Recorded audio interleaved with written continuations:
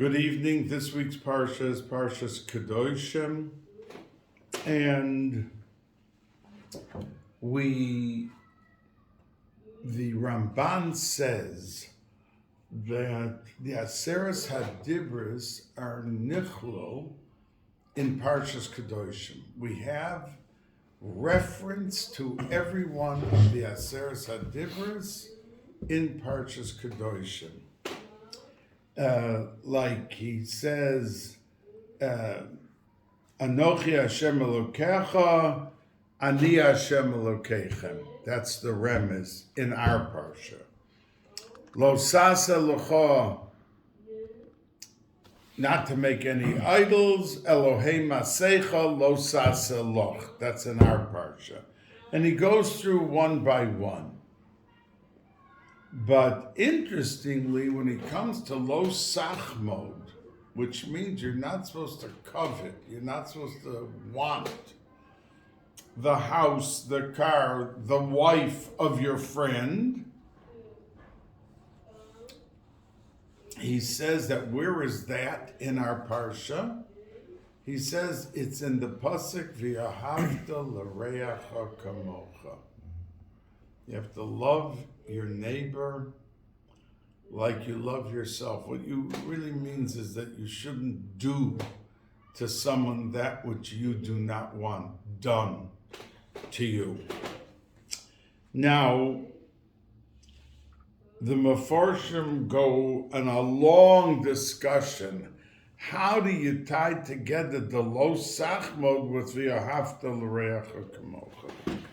And what they basically say is that the problem of somebody wanting someone else's car or someone else's fancy kitchen is not that they mind that the other person, that they don't have it, it's that the other person shouldn't have it. It bothers them that that person has a $100,000 kitchen more than the issue if they do or don't have it. In Yiddish, we call it they don't fargin.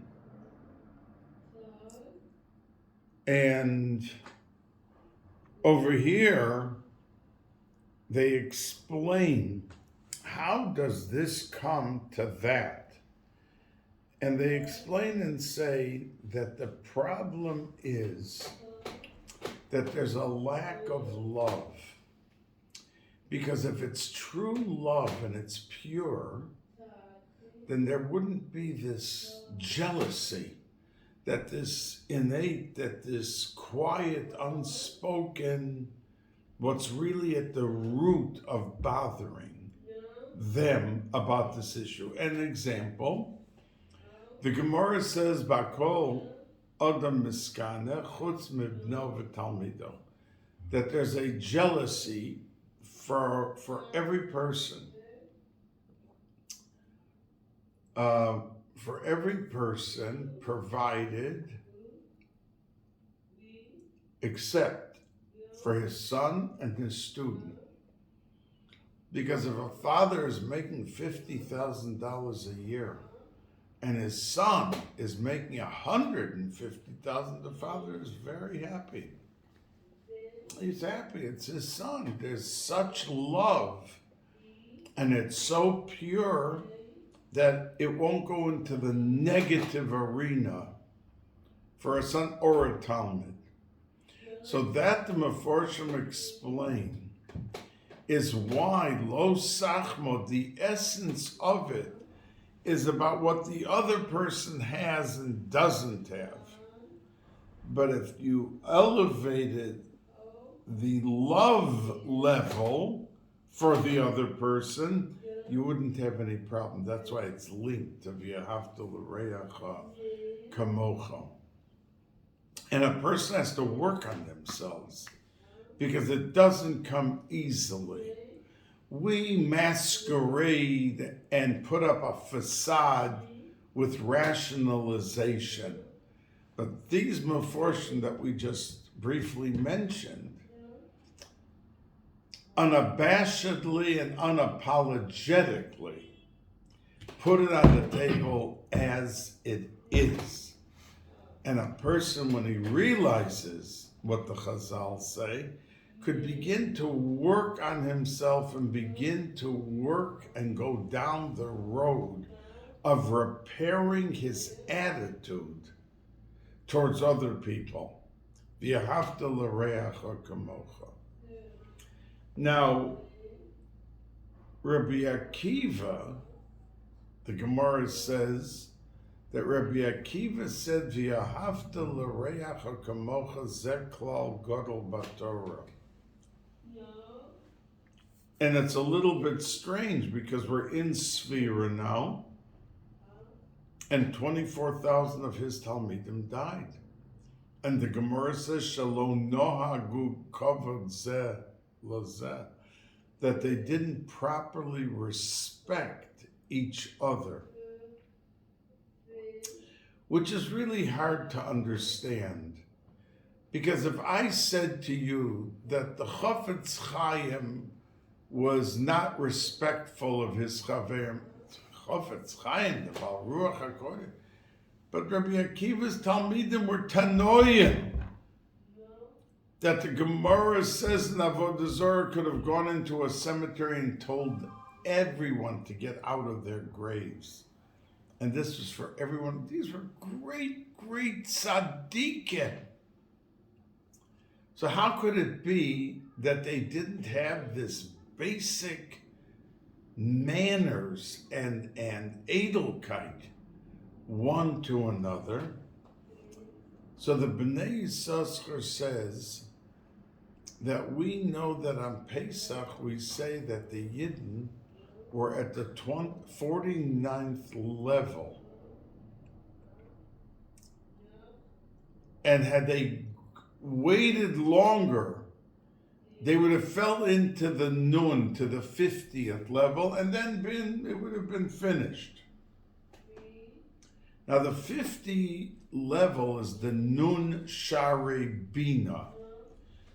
There are 50 gateways in the world of Bina, Bria. But there's a higher world.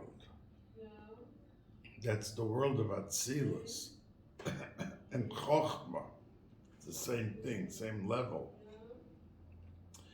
So Chochmah doesn't have Nun Sha'arim like Bina, Shari Bina.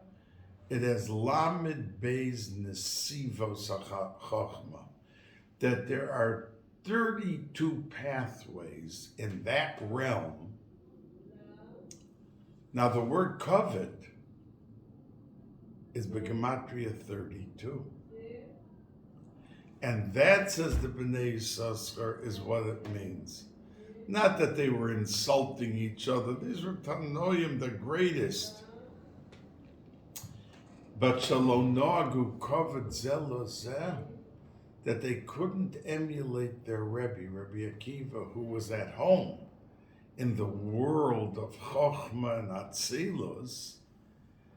But Shalom Noagu Kovet Zelozeh, they couldn't bring each other up to the level of Chochmah and the Lamed Beis Nesivos HaChochmah, and they died because they couldn't reach it, and they were like exhausted in their spiritual fight to rise above the occasion.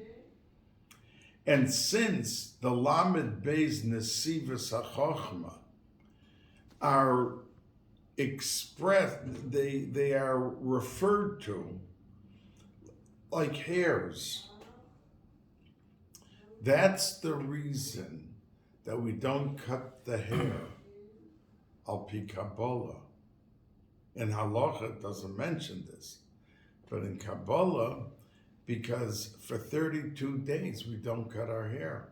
Whether you hold from Pesach up until Lag BaOmer, and then Lag BaOmer itself is Miktzas Hayom Kekula, or you start with Rosh Chodesh Iyar, and you go to Lag BaOmer, you have to then finish off another 17 days to make it.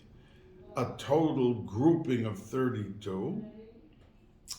And from Lag Bomer till the 3 days of Shlosh Yemei Hagbola, we can't cut our hair again, for those who do not start Pesach, but start with Rosh Chodesh. So we see that the realm that we are propelled into is so high. And that's why the Bnei Yissaschar says that the month of Nisan corresponds to Rashi Tefillin, but Rabbeinu Tam, which is higher, corresponds to the month of Iyar. And it points out to us how great. And the question is, how did Rabbi Akiva, if he lost 24,000 Talmud, another person would have said, look, I fought my whole life to achieve and to grow and to have many students and to build, and it did grow and grow from 100 to 1,000 to 5,000 to 10,000. And then he lost everything except for 5 Talmidim. So an average person would have said, I tried, I did, goodbye. But he didn't. He took the 5 Talmidim he was left with and he rebuilt the whole Klal Yisrael. One of the students was Reb Meir. One of the students was Reb Shimon Bar Yochai. He took these students that remained, 5 from 24,000, and he didn't give up hope.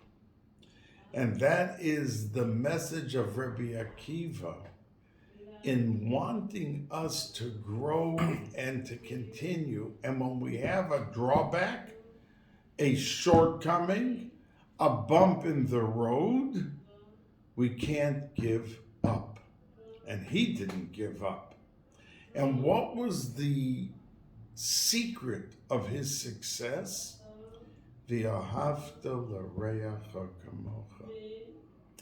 That he exuded such positivity and love for each student, for each one of his Talmidim, that's what caused the fire to catch and reignite and redevelop in a magnificent, beautiful way.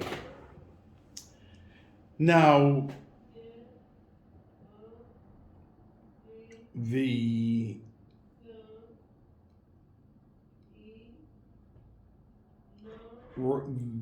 there's a famous Ramban at the beginning of our Seder, Kedoshim. There's a machlokes between the Ramban and Rashi. Rashi says that when it says Kedoshim Tihiyu, you should make yourselves holy. It means arroyos. Abstain from any illicit or improper type of activity which would bring a person to cross the line when it deals with improper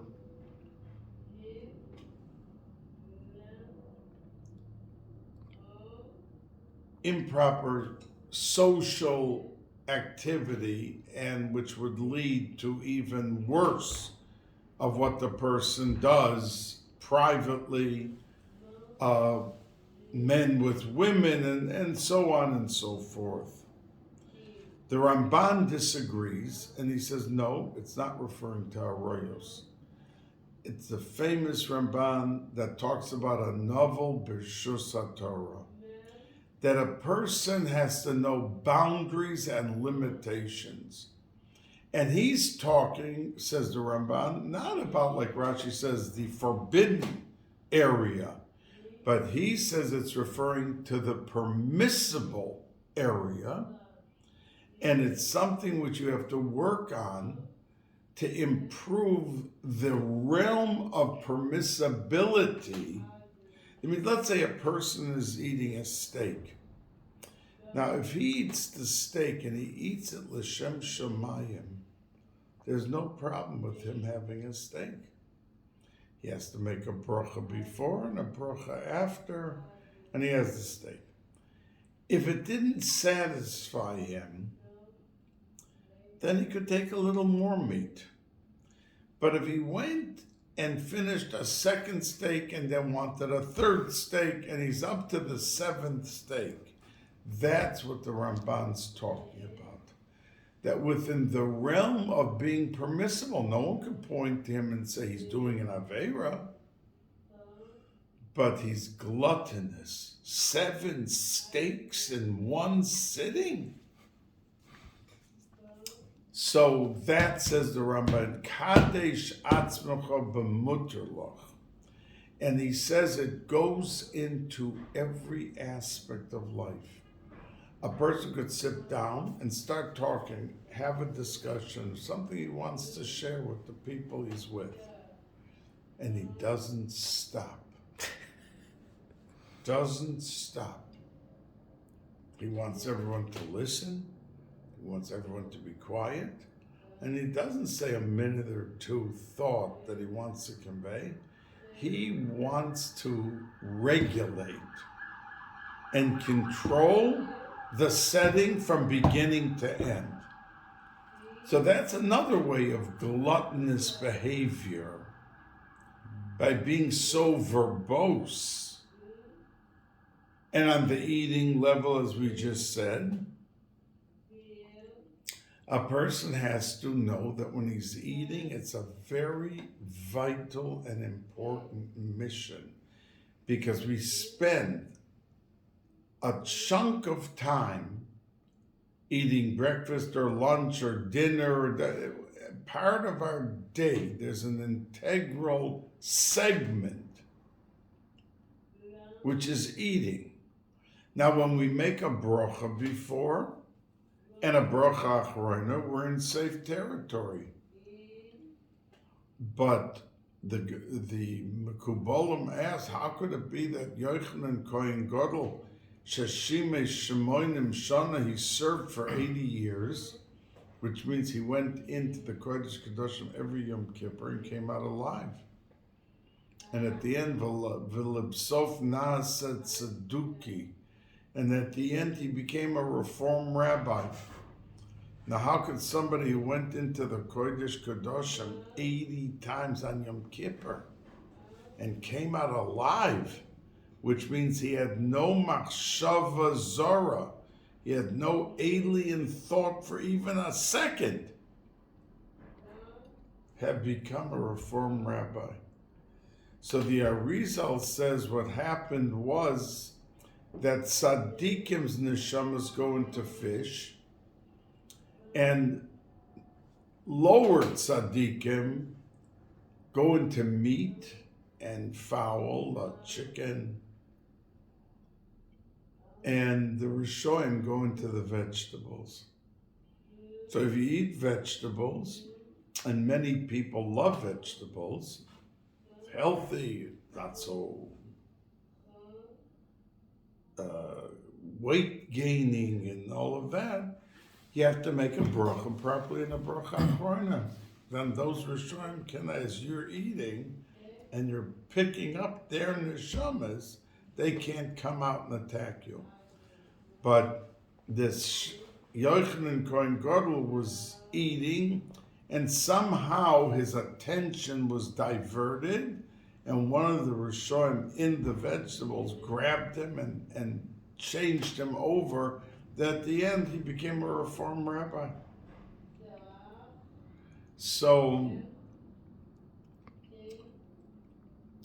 we have to do the simple things, like making the brachas and the bracha achrona, and that is our protective shield, and those who eat and have a kavanagh of divrei Torah, or they're thinking of as Rav Elimelech of Lezhensk writes in the Hakdama of his Siddur, the kavanas that you should have by eating, that not only you're not hurt, but you elevate those neshamas back to their source, that they're waiting to be elevated.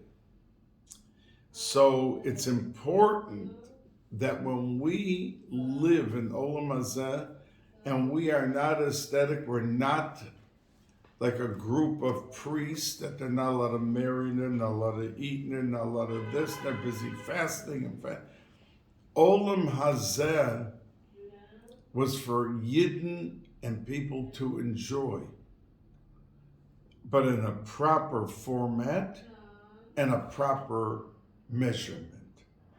And when you cross the line with the measurement, then you become what the Ramban is calling a menuvel, a novel b'rshus haTorah. You made the bracha, and it's kosher, but it's gluttonous. 7 steaks is out of there. And I must say to you, there was a Wall Street Journal article around 10 years ago that went into detail with names and names of shuls and names of the rabbis, because they interviewed the rabbi. And they picked 3 shuls in the United States where they have a kiddush after they were describing the Kedoshim. One shul spends $10,000 every Shabbos for the kiddush.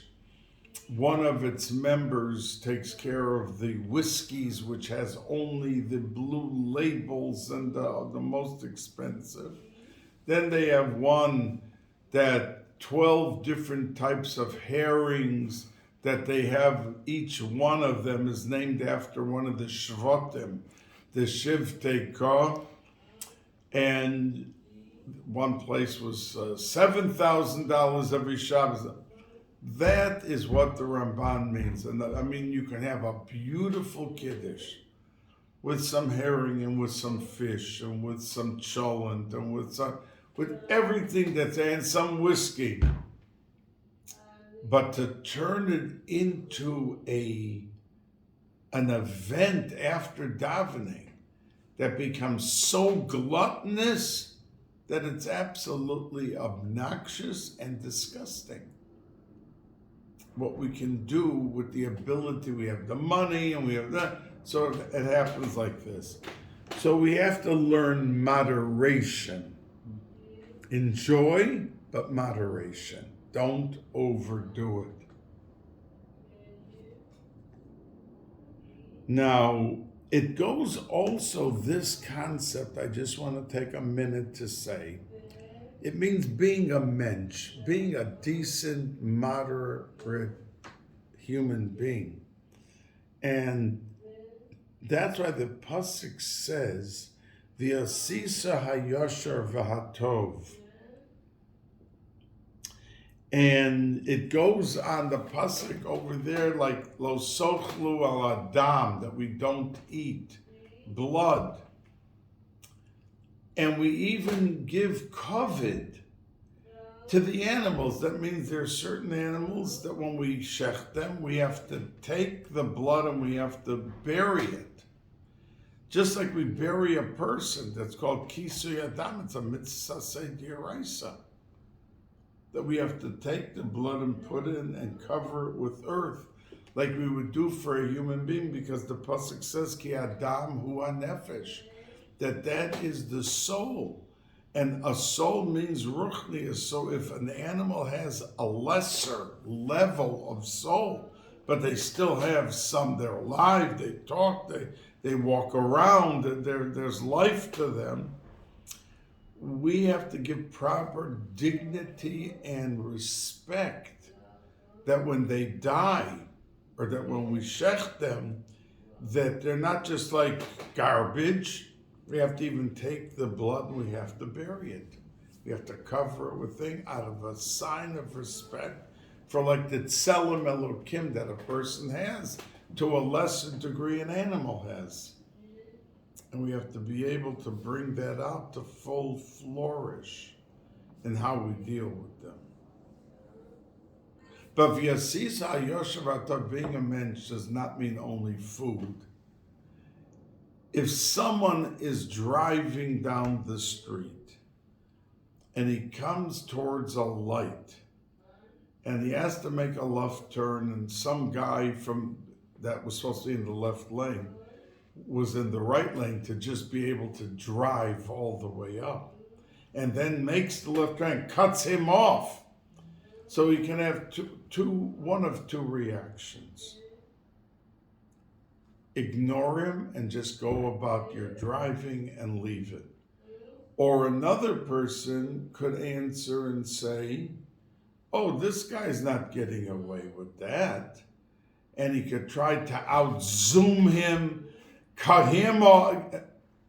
That's the pasuk v'yasisa hayoshav tov, to bring into full effect that our behavior be menschlich, not only from the kadesh atzmach b'muterloch, like the Ramban says, and goes into many aspects of it, but by our lives, it could trickle down to activities that we engage in to bring out the finest and the best in ourselves.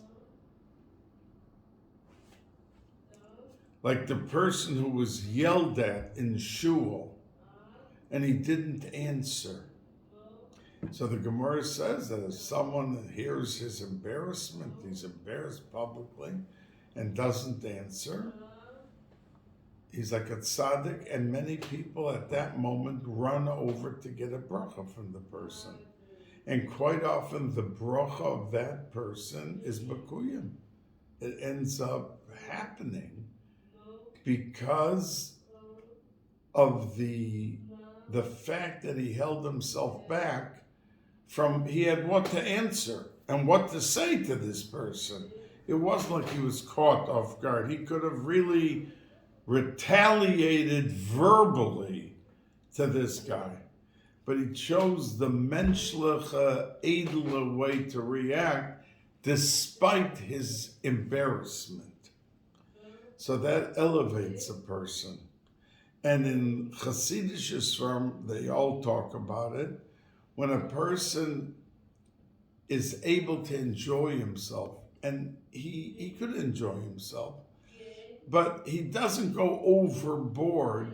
In Shamayim, they love it because the restraint is cherished in heaven. It shows self-control.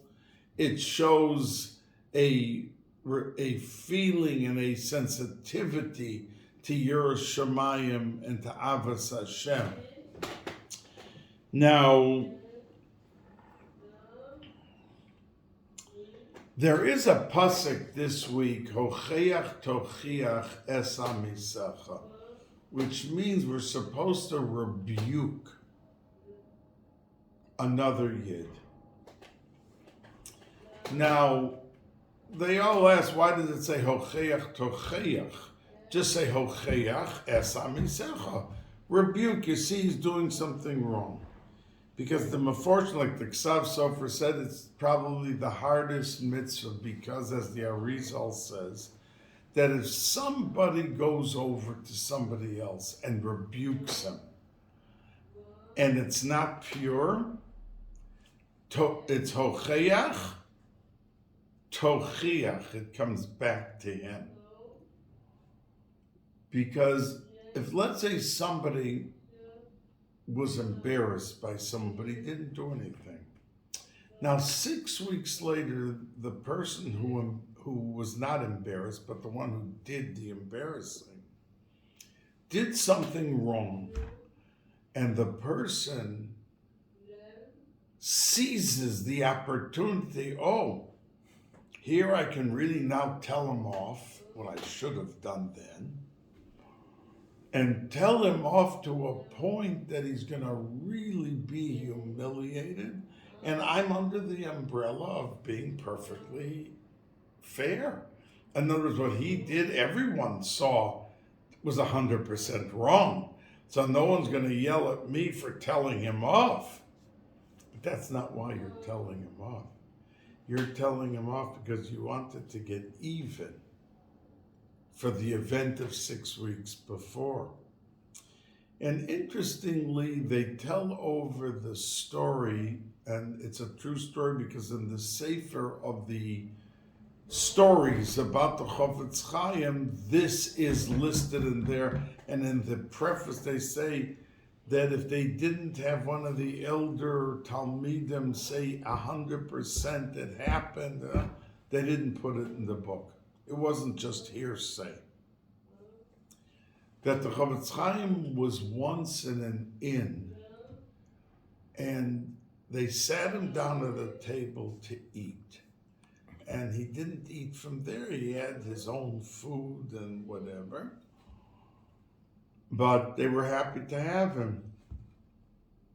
Now, around 2 tables away, a man came in, boisterous, and sat down and yelled at the waitress, "Bring me over 2 jugs of beer and bring me over the roasted goose." And he had a whole list of what he went, and he was barking at her.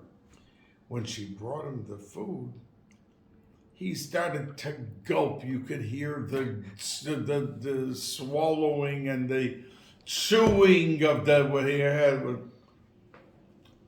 So the Chofetz Chaim stood up, and he wanted to go over to the person. It was a man like 45 years old, and tell him, I mean, amongst human beings, you have to exude some kavod habrius. You have to have some menschliche manners and deal. So when he stood up to go over, the owner of the inn saw that the Chofetz Chaim was going to go over to him, and he came running over to the Chofetz Chaim, and he said, "Rebbe, 1 minute before you go over, I want to tell you quickly that this man was one of the Kantonisten, that, they had a group of children, not a group, it was thousands.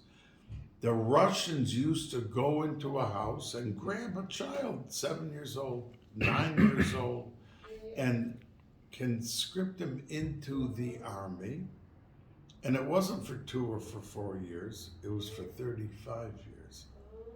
And all of these children were lost to Yiddishkeit, lost their families, they never married, they were ruined. So he said this man was in that category, and he just got out of the army, and in the army there's no manners, there's no menschlichkeit. The Russian army, 100 years ago, survival was the only issue that was bothering them. So the Chofetz Chaim heard what the man said, and they bring this on the pasuk from our Seder, Hocheach Tochiach, and he said to him, I'm makana your olam haba. Everyone's sitting around this guy, no yamulka, no bracha, no nothing, and look at the proskai. And the Chofetz Chaim said to him, because many children that were taken away, after a year or 2, they were baptized or they became Christians, but you stayed a Yid. I am makana your olam haba. And the man, from his disgusting demeanor, calmed down. I don't know if it was the first time he got a compliment in his life, but the end of the story was that he went back with the Chofetz Chaim to Radin, became a Baal Tshuva, and remained the rest of his life with the Chofetz Chaim.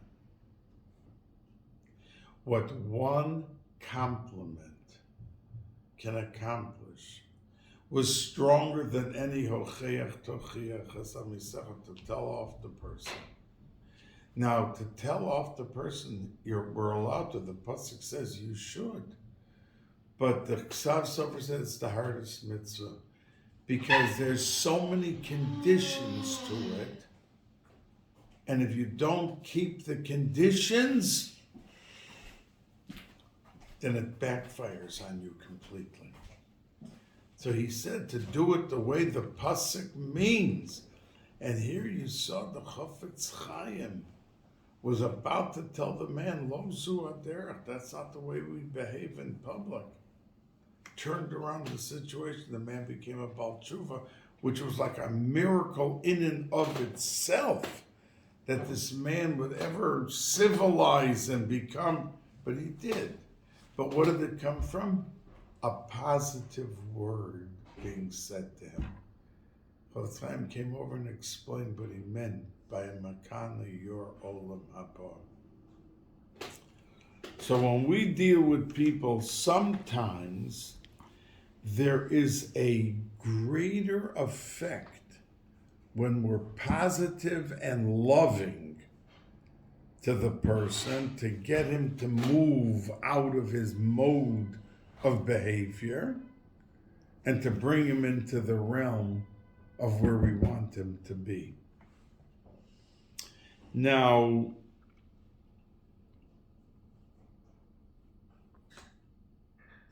speaking about this positive nakuda, I quoted to you a few weeks ago, Parshas Azriah, that medrash that says that the Rachel, the man that was the town traveling salesman, and we talked about the medrash, and he said, whoever wants to live long, I have an elixir for you. And he said, watch what you say, and that's going to bring you into the realm of where you have to be. But there was a Yid, Rav Nissen Alpert. He was a Eidim of Rav Scheinberg. And he was a Talmud Muvik and then a Rebbe in Tiferes Shalom by Rav Moshe Feinstein. And he died Nebuch young, in his 50s. And he touched and said, Mi oish Chafetz Chaim, because normally, where is the question mark in that pasuk? Mi oish Chafetz Chaim, who wants to live long? Ohev Yamim Liros Tov, that's where the question ends. And then we say, Netzor L'shoncha Meira, watch what you say, you'll live long. So he said, no, that's not where he would put the question mark. He said, Mi ha'ish ha'chafetz chaim, who wants to live long? Question mark. The answer, Ohev Yamim Liros Tov. Every situation a person could look at negatively or positively. And if you look at it positively, it does something to the texture of your own physicality, that you live long. You're not always angry, and you're not always negative, and you're not always picking on, and you're not always, but you are positive, and that's what he said. That's the message of this pasuk, that a person, when you see someone, a firm person driving the car on Shabbos, do you say, oh, this guy probably threw everything away? It's Shabbos, what's he doing in the car? He must have given up everything. Or he could say, Chas v'sholom, this man would never be. Probably his wife is in the car giving birth, or he has a medical emergency. So you could see the same scene and see it negatively, or you could see it positively. And that's why there's a famous question that, by the Meraglim, they went for 40 days to Yisrael, and when they got back and said bad, HaKadosh Baruch Hu said that you spoke bad about Eretz Yisrael, so a year for every day. So they had to stay 40 years in the desert because of the 40 days that they spied out. So the Meforshim asked, I think the Sfasem, somebody asks, that why did they have to stay 40 years? They didn't speak bad for 40 days. They came back and they spoke for an hour, for 2 hours. That was the upheaval.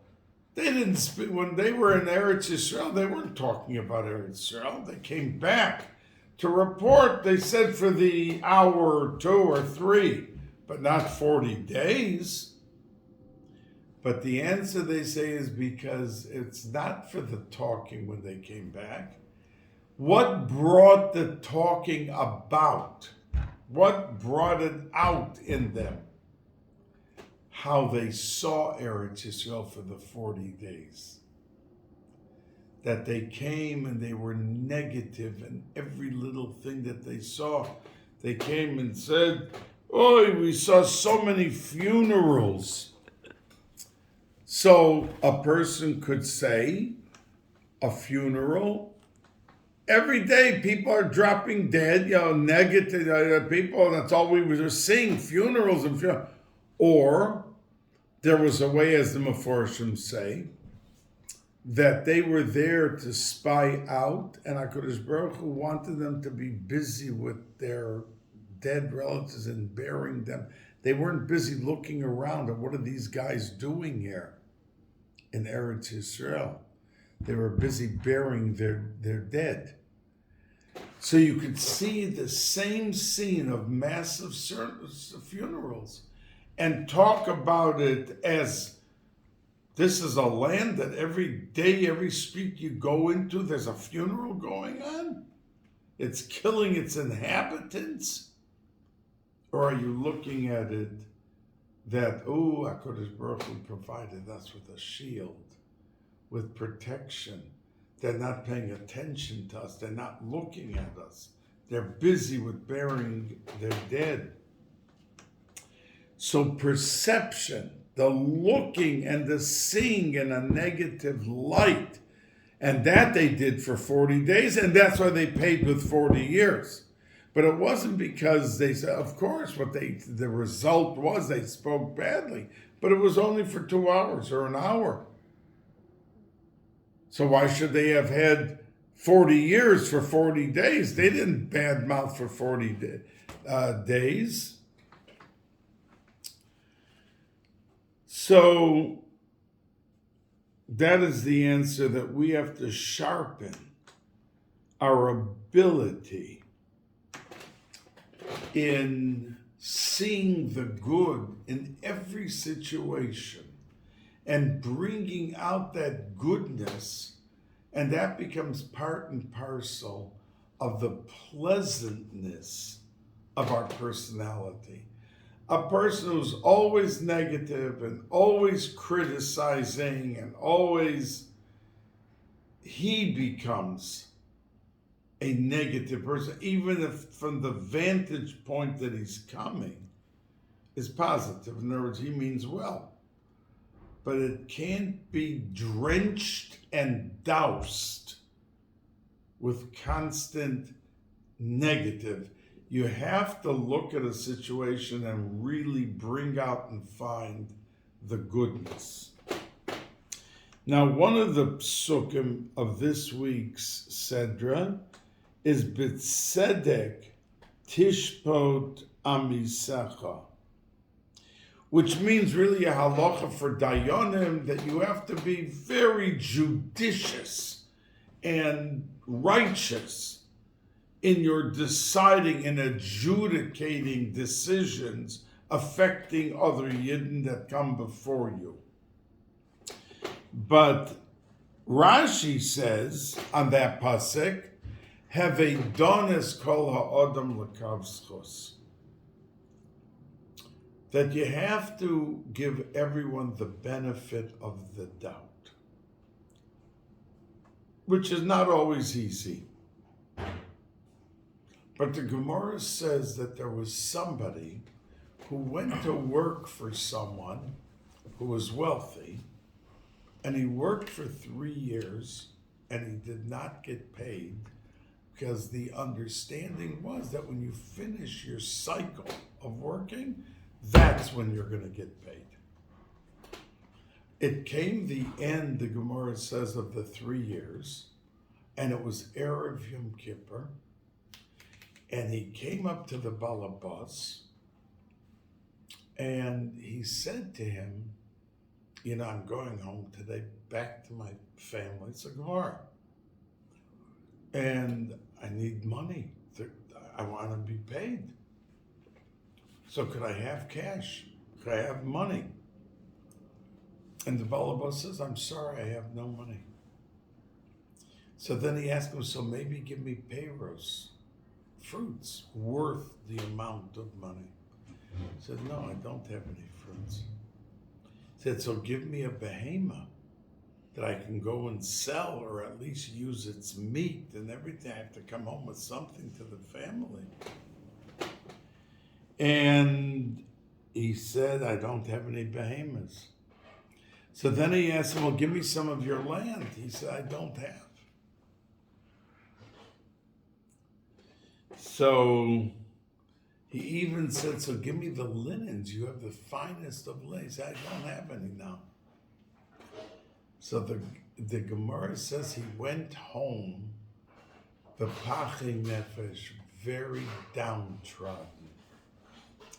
He put in the 3 years, and he tried very hard. And by the way, the Mefarshim say, who was this worker? Rabbi Akiva. Rabbi Akiva. And after Yom Kippur, and he came to his family empty-handed. After Yom Kippur, he got a message from the employer to come back. And he went back and he paid him in full. So he asked him, what did you think when I said I have no money? So the Gemara goes through the whole list. I thought that you had an excellent deal that came up and you emptied out all your money. So, and what did you think when I said I have no animals? I mean, you saw me with a stock of 1,000. He said, I thought that you were makdish them to the Bais Hamikdash, and that's what happened, so it wasn't his anymore. And they went through all of the things with what he thought. So the Balabas said to the worker, since you judged me, lekav schos, you gave me the benefit of the doubt, HaKadosh Baruch Hu should always give you the benefit of the doubt. So the Mefarshim say, what do you mean Hashem has to give a benefit of doubt? He knows what's going on. In other words, what do you mean give a benefit of the doubt is when you're not sure, is it this or is it that? You give the benefit of the doubt. But HaKadosh Baruch Hu doesn't have to lean to the benefit of the doubt one way or the other. He knows the answer. So they answer and say that a person, the Baal Shem Tov says, you have to be done. You have to judge a person es kol ha'adam. In other words, you could see now a situation like the Chavetz Chaim saw with the Cantonistan, with this man that was dragged out of his house as a child and never saw his family again, never saw anything, and was in the Russian army his whole life, 35 years. The Chavetz Chaim saw es kol ha'adam, not just the story of what they see now driving on Shabbos 60 miles an hour in front of them, but they looked what brought this person to do this or that. And that's called being dan lekav schos, that HaKadosh Baruch Hu knows what the story is. But he could take into consideration something that happened to you 10 years before in judging you now for what you're doing, that I can't really be so negative to him because he went through this and that. So that is the biggest, besides the Kadesh Atzmach b'Mutalach, that we have to refine our character and we have to be able to bring the best and the most out of it. But at the same token, We have to be able to train ourselves to have better eyes when we see situations, whether it's shortcomings of people or whether it is a situation that you're in doubt. We have to give a benefit of a doubt, and we have to be able to train ourselves to see in the most positive way that which we are viewing and encountering. Good night.